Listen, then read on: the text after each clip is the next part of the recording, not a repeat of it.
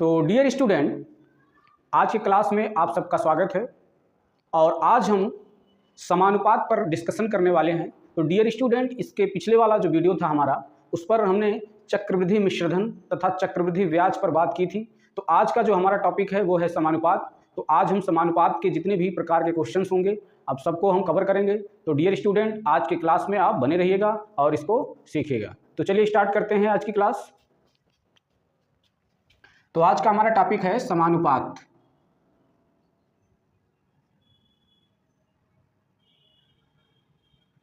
तो समानुपात को dear student English में प्रोपोर्शन कहते हैं।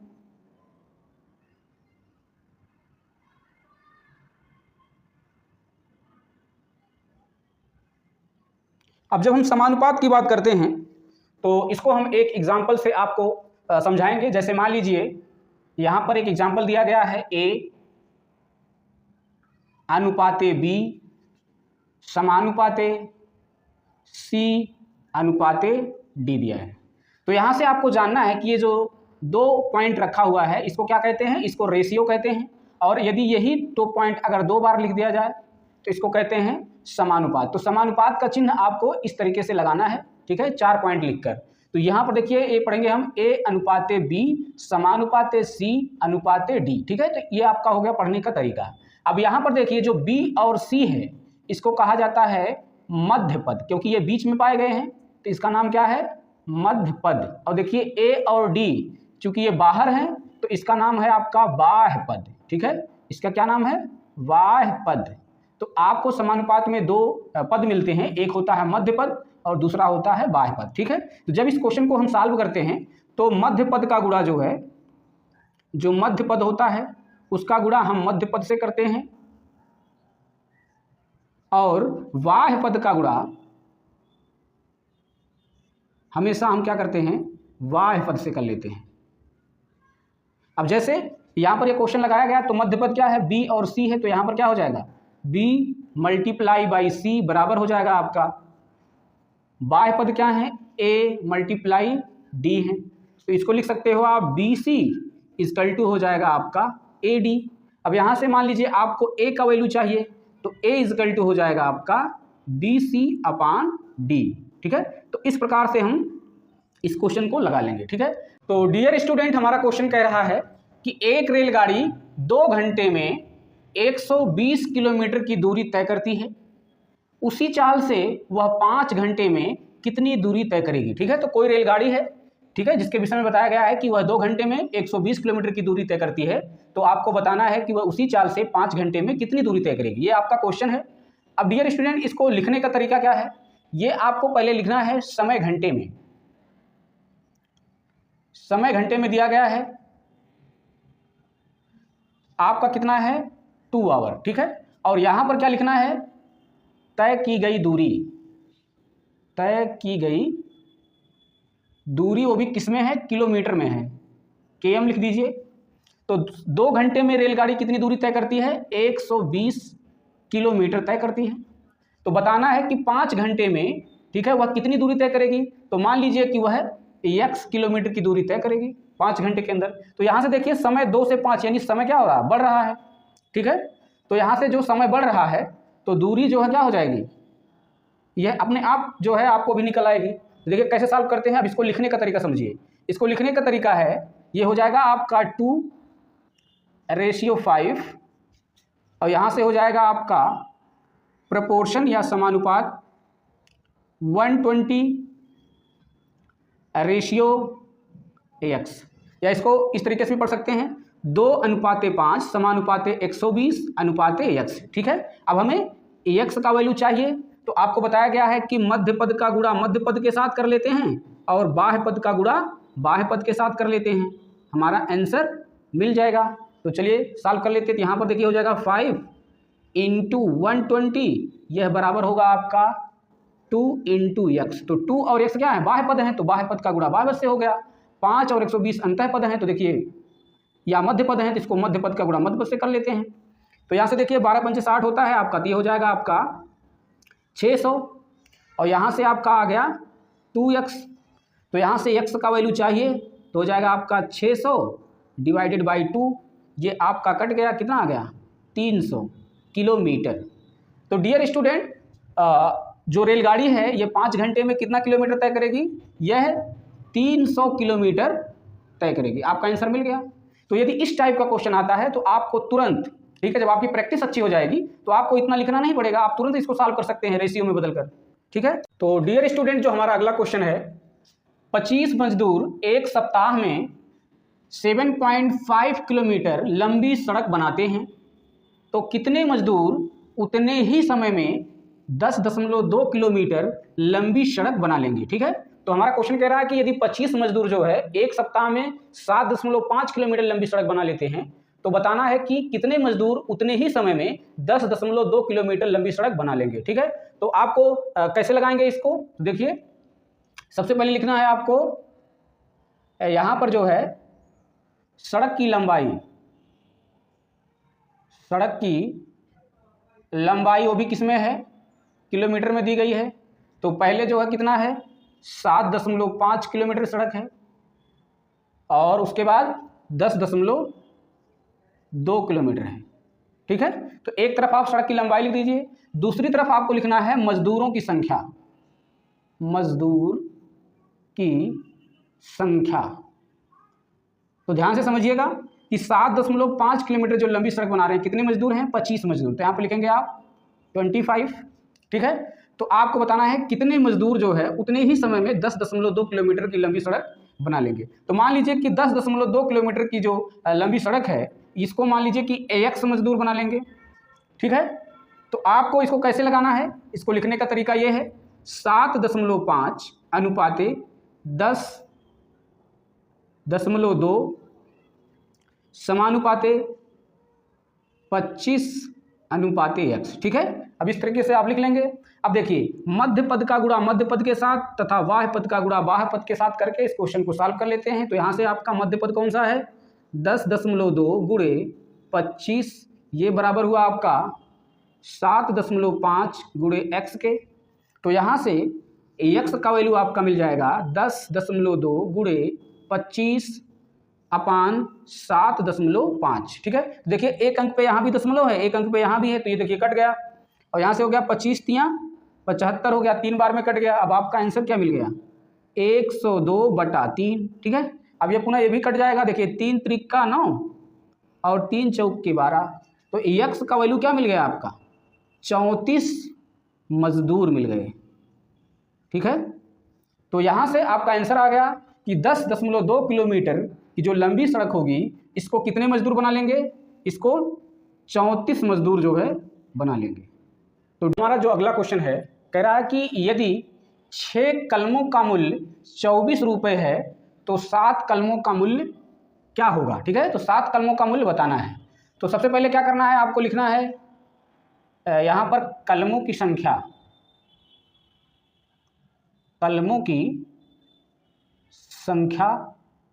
और यहाँ पर लिखना है मूल्य रुपए में। तो यहाँ से देखिए 6 कलम का मूल्य कितना दिया गया है आपका? 24 रुपये दिया गया है। तो पूछ रहा है कि 7 कलम का मूल्य कितना होगा? तो मान लीजिए कि 7 कलम का मूल्य x रुपया होगा। ठीक है, अब इसको लिखने का तरीका ये है, 6:7 समानुपाते 24/x। ठीक है, अब मध्य पद का गुणा मध्य पद के साथ, बाह्य पद का गुणा बाह्य पद के साथ कर लेते हैं। तो हो जाएगा 7 × 24 बराबर हो जाएगा 6 × x। तो यहाँ से आपका आ गया 6x बराबर, यहाँ से देखिए हो जाएगा 7 चौके 28 के 8, 7 दूनी 14 2 16, तो 168 हो गया। ठीक है, तो यहाँ से आपका टोटल मल्टीप्लाई करने पे एक बात देखिए आ जाएगा 168। ठीक है, तो यहाँ से जो x का वैल्यू मिल गया 168/6। ठीक है, अब यहाँ से इसको आप डिवाइड करके काट सकते हो, 6 दूनी 12 और 6 8 48। ठीक है, तो यहाँ से 28 छक्का 168 होता है, तो यहाँ से x का वैल्यू कितना मिल गया? 28 रुपीस। तो यहाँ से देखिए अगर 6 कलमों का मूल्य 24 रुपये है तो 7 कलमों का मूल्य कितना हो गया आपका? 28 रुपये मिला। ठीक है, तो इस प्रकार से आप इस क्वेश्चन को सॉल्व कर लेंगे।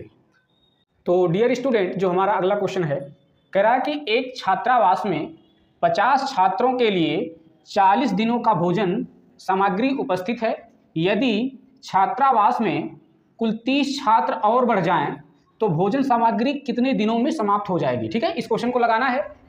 तो यहाँ पर पहले लिख लेंगे आप छात्रों की संख्या, एक तरफ लिख लीजिए, और दूसरी तरफ आपको लिखना है भोजन सामग्री समाप्त होने के दिनों की संख्या। ठीक है, इस प्रकार आप लिख लेंगे। अब यहाँ पे देखिए, छात्रावास में पहले छात्रों की संख्या कितनी थी, 50 थी। तो ये जो भोजन सामग्री कितने दिनों में समाप्त हो रही थी, 40 दिन में। अब यहाँ पे कह रहे हैं कि 30 छात्र और बढ़ गए, तो 50 में जब 30 बढ़ जाएंगे तो टोटल हो गए कितने छात्र, 80 छात्र हो गए। ठीक है, तब पूछ रहा है कि ये जो भोजन सामग्री है कितने दिनों में समाप्त हो जाएगी। तो मान लीजिए कि यह x दिनों में समाप्त हो जाएगी। लेकिन डियर स्टूडेंट, यहाँ पर समझने वाली बात यह है कि अब तक हमारा ये रेशियो देखिए बढ़ रहा है। जब ये रेशियो बढ़ रहा होता है तो ये भी बढ़ रहा था इसके पहले वाले क्वेश्चन में। लेकिन इसमें क्या है कि जब विद्यार्थियों की संख्या यहाँ या छात्रों की संख्या बढ़ रही है और भोजन सामग्री उतना ही है, तो ये क्या है, ये क्या हो जाएगा, कम समय में जो है समाप्त हो जाएगा। इसका मतलब है कि यहाँ पर ये रिवर्स प्रपोर्शन का चिन्ह लगेगा यहाँ पर, यानी ये क्या है, यह व्युत्क्रम जो है समानुपात है। ठीक है, इसको इस तरीके से आपको समझना है, उसके बाद ही क्वेश्चन को सॉल्व करना है, नहीं तो क्वेश्चन क्या हो जाएगा, गलत हो जाएगा। तो इसको लिखने का तरीका क्या हुआ आपका, 50/80, और यहाँ पर हो गया आपका समानुपाते x अनुपाते 40 हो गया।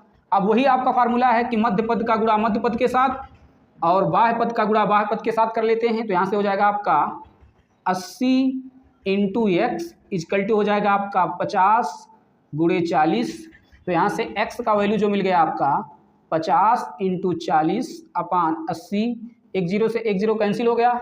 यहाँ से देखिए 4 दूनी 8 हो गया, यहाँ से 2 25 ही में 50 हो गया। तो x का वैल्यू कितना मिल गया आपका, 25 मिल गया। तो डियर स्टूडेंट, जब छात्रावास में 50 छात्र थे तो भोजन सामग्री जो समाप्त हो रही थी उसके दिनों की संख्या कितनी थी, 40 थी। लेकिन जब 30 छात्र और इसमें बढ़ जाएंगे तब जो है भोजन आपका 25 दिनों में समाप्त हो जाएगा। ठीक है, तो इस प्रकार से आप इसको गलती मत करिएगा, इसको आपको समझना है। ठीक है, यदि आप जल्दबाजी कर देंगे तो आपका क्वेश्चन गलत हो जाएगा। ठीक है, अब अपना नेक्स्ट क्वेश्चन देखेंगे इसी टाइप का। तो डियर स्टूडेंट, जो हमारा नेक्स्ट क्वेश्चन है, कह रहा है कि एक कार 30 किलोमीटर प्रति घंटा की चाल से कोई दूरी 3 घंटे में तय करती है, तो उसी दूरी को दूसरी कार जिसकी चाल कितनी दी गई है, 40 किलोमीटर प्रति घंटा है, तो वह कितने समय में तय करेगी। ठीक है, ये आपका क्वेश्चन है। तो जैसे आपने पिछला क्वेश्चन लगाया है एग्जैक्ट वही क्वेश्चन है। ठीक है, तो यहाँ पर पहले आपको लिखना है चाल जो है किलोमीटर प्रति घंटा में, और दूसरी तरफ आपको लिखना है समय घंटा में। ठीक है, इस प्रकार से आप लिख लेंगे। अब देखिए, चाल जो किलोमीटर प्रति घंटा में है वो कितना दिया गया है, पहली कार की जो चाल है ये दिया गया है आपका 30 किलोमीटर प्रति घंटा। ठीक है, और कह रहा कि 30 किलोमीटर प्रति घंटा की चाल से वह जो है 3 घंटे में जो है कोई दूरी तय कर रहा है। तो यहाँ पर समय कितना दिया है, 3 घंटा दिया, तो यहाँ पर लिख लीजिएगा आप 3 घंटा। और पुनः कह रहा है कि उसी दूरी को जो दूसरी कार है उसकी चाल कितनी है, 40 किलोमीटर प्रति घंटा है, तो इसकी स्पीड ज़्यादा है। ठीक है, तो आपको जाहिर सी बात है कि जब स्पीड ज़्यादा हो जाएगी तो समय कम लगेगा। ठीक है, तो यहाँ से देखिए, यहाँ से तो 30 से 40 ये आपका क्या हो रहा है, ये आपका समानुपात बढ़ रहा है। ठीक है, चाल बढ़ रहा है कार का। लेकिन यहाँ पे जब आप लगाएंगे तो पहले जब 30 किलोमीटर प्रति घंटा की स्पीड से जो कार थी तो उसे 3 घंटे का समय लग रहा था। जब इसकी स्पीड बढ़ गई यानी 40 किलोमीटर प्रति घंटा हो गई तो इसका जो समय लगेगा कम लगेगा। ठीक है, तो इसका मतलब है कि इसको मान लिया गया है कि x जो है समय में मान लीजिए ये उतनी ही दूरी तय करेगा। तो यहाँ से ये तो आपका सही है, समानुपात है, ये बढ़ रहा है। लेकिन यहाँ पर देखिए समय घटेगा, इसका मतलब आपका चिन्ह क्या है, बदल जाएगा। यानी आपको ये चिन्ह जो है आपको इस तरीके से बनाना है। ठीक है, और जब ऐसा बना जो है ऐसा तीर दिखा तो आपको क्या ये समझना है, इसको कहते हैं इनवर्स प्रोपोर्शन। ठीक है, इसको इंग्लिश में कहते हैं इनवर्स प्रोपोर्शन, या हिंदी में कहते हैं प्रतिलोम समानुपात। ठीक है, तो इसको आपको क्लियर करके ही क्वेश्चन को लगाना है। तो ये क्वेश्चन हमको समझ में आ गया कि ये जो है रिवर्स जो है प्रोपोर्शन या इनवर्स प्रोपोर्शन, या हिंदी में कहते हैं इसे प्रतिलोम समानुपात का क्वेश्चन है। तो इसको लिखने का तरीका यही है, इसकी देखो दिशा 30 से 40 हो रही थी, इसको लिखेंगे आप 30/40। ठीक है, और पुनः देखिए समानुपात का चिन्ह लगाएंगे। अब देखिए इसकी दिशा x से 3 की ओर जा रही है, तो पहले आपको क्या लिखना है, ax लिखना है, उसके बाद आपको क्या लिखना है, 3 लिखना है। ठीक है, इसके पहले जब आप क्वेश्चन सॉल्व कर रहे थे तो इसको देखो, इसका तीर इधर था तो पहले आप 3 लिख रहे थे, उसके बाद x लिख रहे थे। तो आप क्या है, इसका तीर उल्टा हो गया है, तो आपको पहले x लिखना है, उसके बाद 3 लिखना है। तो यहाँ पर बच्चे गलतियाँ करते हैं, इसको आपको ध्यान से देखना है। अब देखिए यहाँ से क्या हो जाएगा, मध्य पद का गुणा मध्य पद के साथ और बाह्य पद का गुणा बाह्य पद के साथ कर लेते हैं, आपका उत्तर आ जाएगा। तो यहाँ से आपका हो गया 40 गुणे x बराबर हो जाएगा 30 गुणे 3। तो यहाँ से जो x का डियर वैल्यू मिल गया 30 मल्टीप्लाई बाई 3 डिवाइडेड बाई 40। तो यहाँ से आपका देखिए एक 0 से एक 0 कैंसिल हो गया, ठीक है। अब यहाँ से आपका जो आंसर मिल गया 9/4, ठीक है। इसको काट सकते हैं या यही आ गया आपका आंसर 9/4, ये क्या हो जाएगा आवर, ठीक है। 9/4 को डिवाइड करके 4 दूनी 8, दशमलव लगाएंगे 4 दूनी 8, ठीक है, और 4 पंचे 20। तो ये लगभग हो जाएगा आपका 2.25 आवर, ठीक है। तो पहली कार जो जिसकी स्पीड कितनी थी 30 किलोमीटर पर आवर थी, तो उसको उतनी दूरी तय करने में 3 घंटे का समय लगा था। जब दूसरी कार की स्पीड 40 किलोमीटर प्रति घंटा यानी 10 किलोमीटर बढ़ा दी गई, तो वह उतनी ही दूरी को 2.25 आवर में क्या करेगा, कवर कर लेगा, ठीक है। तो इस प्रकार से इस क्वेश्चन को क्या करेंगे, आप सॉल्व कर लेंगे। अब हम अपना नेक्स्ट क्वेश्चन देखेंगे। तो डियर स्टूडेंट, जो हमारा नेक्स्ट क्वेश्चन है ये कह रहा है कि 12 मजदूर एक दीवार को 10 दिन में बना सकते हैं। तो कह रहा है कि उसी दीवार को यदि 6 दिन में बनाने के लिए कितने मजदूरों की आवश्यकता होगी, ठीक है। तो 6 दिन में बनाने के लिए जो है कितने मजदूरों की संख्या जो है आपको बताना है। तो यहाँ से सबसे पहले क्या करेंगे, आप समय को लिख लेंगे दिन में, ठीक है, और दूसरी तरफ लिखेंगे मजदूरों की संख्या। तो यहाँ देखिए समय जो दिन में दिया गया है कितना दिया है, पहला दिया है 10 दिन, ठीक है, और दूसरा समय क्या मिल गया आपका 6 दिन मिल गया।